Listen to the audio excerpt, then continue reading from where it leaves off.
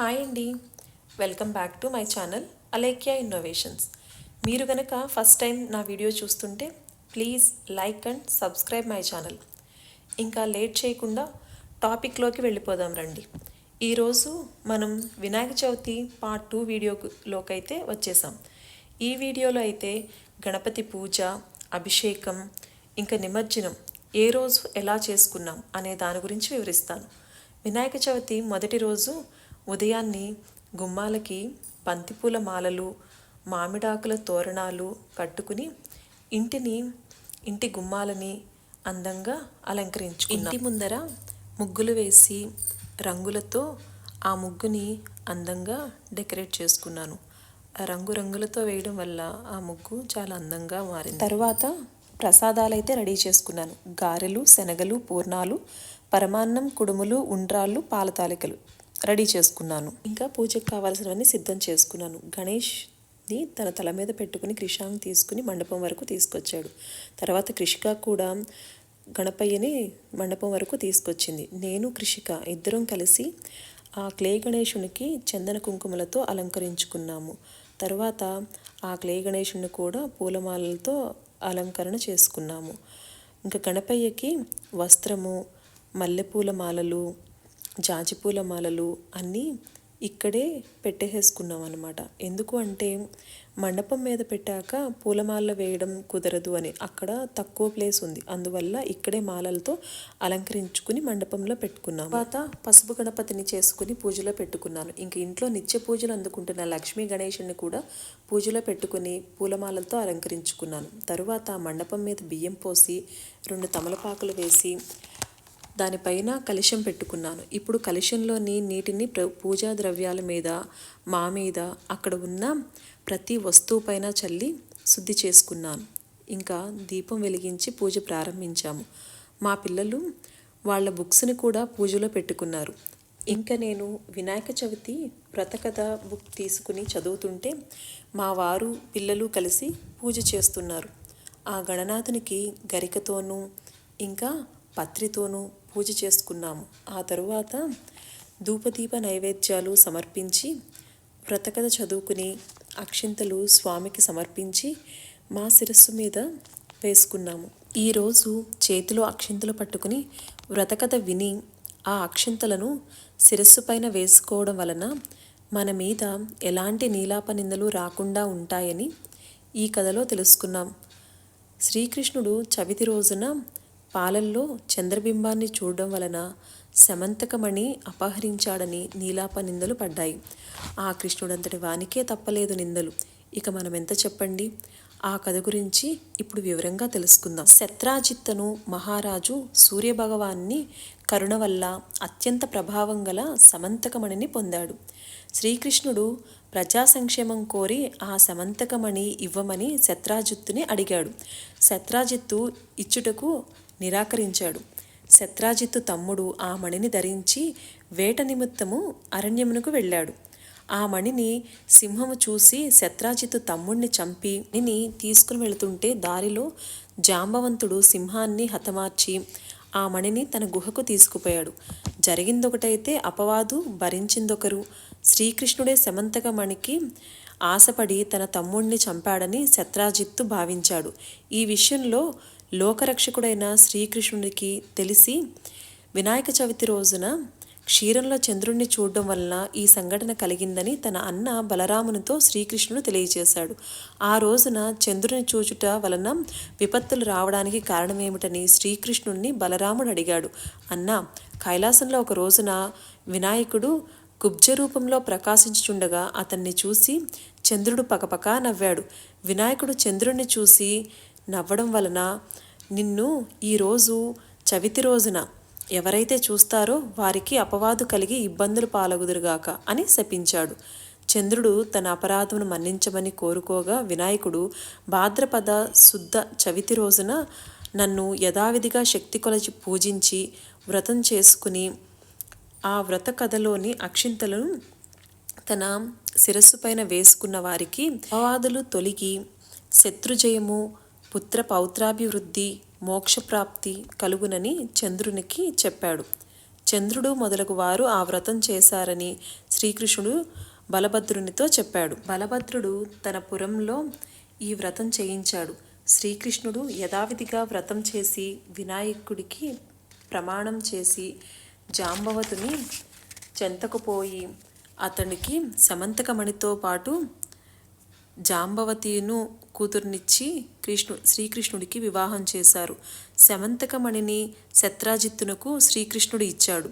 శత్రాజిత్తు విషయాన్ని గ్రహించి నొచ్చుకుని తన కూతురు సత్యభామను కూడా శ్రీకృష్ణునికిచ్చి వివాహం చేశాడు. వినాయక వ్రతం చేయుట వలన ఇష్టకార్యము సిద్ధించుట చేత గణేశుడు వినాయకుడిగా ప్రసిద్ధి పొందాడు. ఇక గణపతి పూజ వ్రత కథ పూర్తి అయిన తర్వాత మా పిల్లలు వినాయకునికి అటు ఒకరు ఇటు ఒకరు నుంచుని చామరం వీస్తున్నారు. ఇంతటితో ఈరోజు పూజా విధానం సమాప్తం. ఇంకా తరువాత రోజున ఎలా చేసుకున్నామనేది చూద్దాం రండి. ఇక రెండవ రోజు పచ్చి ఉండ్రాళ్లతో ఆ గణపయ్యకి మాలని రెడీ చేద్దామని చెప్పి స్టార్ట్ చేశాను. అప్పుడు క్రిషాంక్ కూడా వచ్చి తను కూడా ఆ మాలని గుచ్చుతానని చెప్పి తను కూడా హెల్ప్ చేశాడు. ఇద్దరం కలిసి ఆ మాలను రెడీ చేశాము. తర్వాత నేను యాలకులతో కూడా మాలను రెడీ చేశాను. ఆ యాలకుల మాలను ఈ ఉండ్రాళ్ల మాలను ఆ గణపయ్యకి సమర్పించుకున్నాము. ఇప్పుడు పంచామృతాలని సిద్ధం చేసుకున్నాను. అంటే ఆవు పాలు, ఆవు పెరుగు, ఆవు నెయ్యి, తేనె, పంచదార వీటితో లక్ష్మీ గణపతులకి అభిషేకం చేసుకున్నాము. తరువాత గంధం, విభూది, పసుపు, కుంకుమలతో కూడా అభిషేకానికి రెడీ చేసుకున్నాను. ఇలా ప్రత్యేక పూజలప్పుడు అభిషేకం చేసుకోవడం అంటే నాకు చాలా ఇష్టమండి. ఇంకా చాలా మంచిది కూడా. నిత్య పూజలో రోజు ఇలా అన్నింటితోనూ అభిషేకం చేసుకోలేం కదండి. కనీసం ప్రత్యేక రోజులప్పుడైనా ఇలా చేసుకుంటే నా మనసుకి అదో సంతృప్తిలేండి. ఇంకా ఇలా అభిషేకాలంటే మా పిల్లలిద్దరు కూడా చాలా శ్రద్ధ చూపిస్తారు. ఇద్దరు భక్తి శ్రద్ధలతో ఆ పూజలో కూర్చుని అన్ని ఆర్డర్లో చేస్తారన్నమాట. అభిషేకాలు పూర్తి అయిన తర్వాత లక్ష్మీ గణపతులకు చందన కుంకుమలతో అలంకరించుకుని అష్టోత్తరం చదువుకున్నాను. తర్వాత స్వామివారి ముందల 9 దీపాలు వెలిగించి ధూపాన్ని చూపించి దీపధూప నైవేద్యాలను సమర్పించుకున్నాను. ఈరోజు పూజలో మేము లక్ష్మీ గణపతుల చుట్టూ ఆ అష్టలక్ష్ములను పెట్టి పూజ అయితే చేసుకున్నాము. అష్టోత్తరం చదివి పూజనైతే చేసుకున్నాము. ఇక్కడ మా వారు గణపతికి ఆ గరికను సమర్పిస్తున్నారు. ఇంకా ఈరోజు పూజలో అయితే నేను స్వామికి లడ్డు ఇంకా దోసకాయను కూడా నైవేద్యంగా పెట్టుకున్నాను. స్వామికి బట్టలు కూడా ఈరోజే సమర్పించుకున్నాను. ఇంకా నైవేద్యంగా పానకము, చలిమిడి, బెల్లం, మోదకాలని సమర్పించుకున్నాను. ఇక మూడవ రోజు ఈరోజు కూడా యథావిధిగా షోడశోపచార పూజను చేసుకుని స్వామికి గరికను సమర్పించుకుని వెండి పూలతో అష్టోత్తరం చదువుకుని స్వామికి ధూపదీప నైవేద్యాలను సమర్పించుకున్నాను.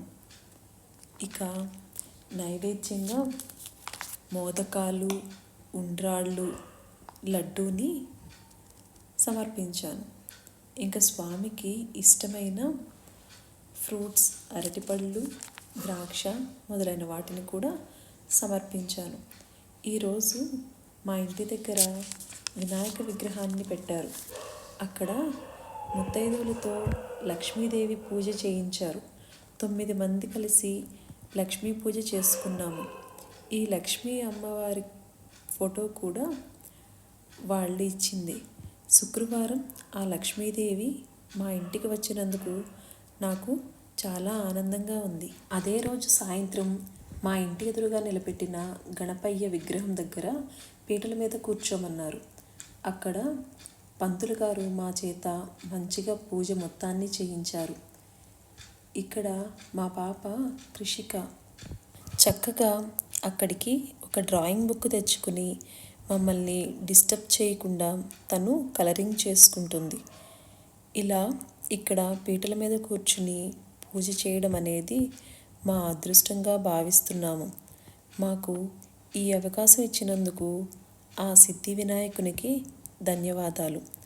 పూజ అంతా ముగిశాక పంతులు గారు మా చేత ఆ వినాయకునికి హారతి సమర్పించారు.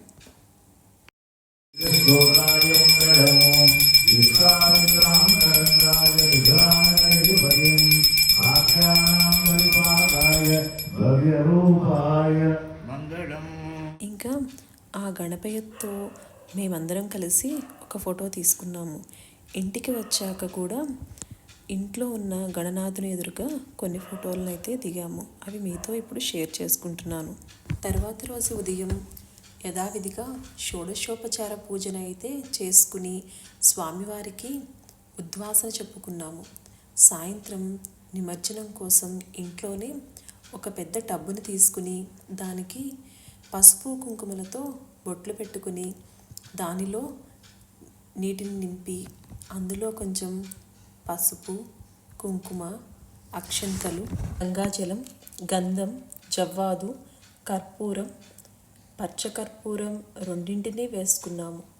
ఇంకా రోజ్ వాటర్, పువ్వులు అందులో వేసి అన్నింటినీ కలుపుతూ గంగే చ యమునే చైవ గోదావరి సరస్వతి నర్మదే సింధు కావేరి జలేస్మిన్ సన్నిధిం కురు అనే మంత్రాన్ని చెప్పుకున్నాము. ఇంకా ఇప్పుడు మా వారు ఆ గణపయ్యని తీసుకుని జై బోలో గణేష్ మహారాజ్కి జై అని చెప్తూ క్రిషాంగ్ తల మీద ఆ గణనాథుణ్ణి ఉంచారు. ఇంకా ఇప్పుడు వీళ్ళు ముగ్గురు అయితే ఒకరు పెద్ద గణపతిని, ఇంకొకరు క్లే వినాయకుడిని, మా కృషిక అయితే పసుపు గణపయ్యను పట్టుకుని ఇల్లంతా జై బోలో గణేష్ మహారాజ్కి జై అని చెప్తూ ఇల్లంతా అంటే అన్ని బెడ్రూమ్లు, ఇంటి లోపల మొత్తం అంతా తిరిగారు. ఇప్పుడు ఇంటి బయట కూడా చుట్టూ ఒక రౌండ్ వేశారు. వేసి తీసుకుని వచ్చి ఇప్పుడు ఆ ముగ్గురు గణపయ్యలను నిమజ్జనానికి ముందుగా రెడీ చేసి పెట్టుకున్న వాటర్ దగ్గరికి తీసుకుని వచ్చారు. ఫస్ట్ కృషిక పసుపు గణపతిని నిమజ్జనం చేసింది. తర్వాత క్రిషాంగ్ ఇంకొక గణపయ్యని నిమజ్జనం చేశాడు. జై బోలో గణేష్ మహారాజ్కి జై. ఇంకా తర్వాత మన గణపయ్యకి నిమజ్జనానికి సిద్ధం చేస్తున్నారు. అంటే ఆయనకి వేసిన మాలలన్నింటినీ తీసేసి క్రిషాంక్కి ఇస్తున్నారు. క్రిషాంక్ తీసుకెళ్ళి వేరే చోట పెడుతున్నాడు అనమాట. ఆ మాలలన్నీ రిమూవ్ చేసేసాక వాళ్ళ ముగ్గురు కలిసి, అంటే నేను కూడా పట్టుకున్నానులేండి, అందరం కలిసి ఆ గణపయ్యని నిమజ్జనం చేస్తున్నాము. చూడండి మా నిమజ్జనం ఎలా జరుగుతుంది అనేది. ఇలా మా గణపయ్యని ఇంట్లోని నిమజ్జనం చేసుకున్నాం అనమాట. ఇలా నిమజ్జనం చేసిన తర్వాత ఈ వాటర్ని ఇంటి దగ్గర కింద ఉన్న మొక్కలకి ఎవరి తొక్కని ప్లేస్లో పోస్తాను. ఇక్కడ పిల్లలందరితో సరస్వతి పూజ చేయిస్తున్నారు. ఆ క్లిప్ని ఇక్కడ యాడ్ చేశాను.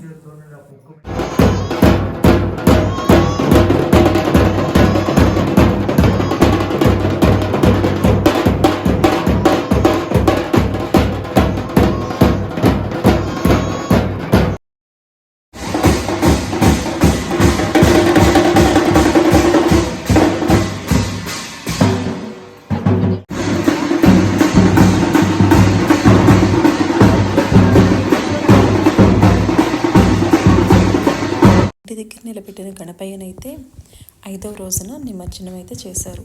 ఆ రోజు చూసారా క్రిషాంగ్, కృషిక ఎంత ఎంజాయ్ చేశారో. ఇద్దరు కూడా చాలా బాగా ఎంజాయ్ చేశారు. ఇదండి మా ఇంటి వినాయక చవితి సంబరాలు, అభిషేకాలు, నిమజ్జన విధానం. మీకు కనుక ఈ వీడియో నచ్చితే please like and subscribe to my channel. Thank you for watching.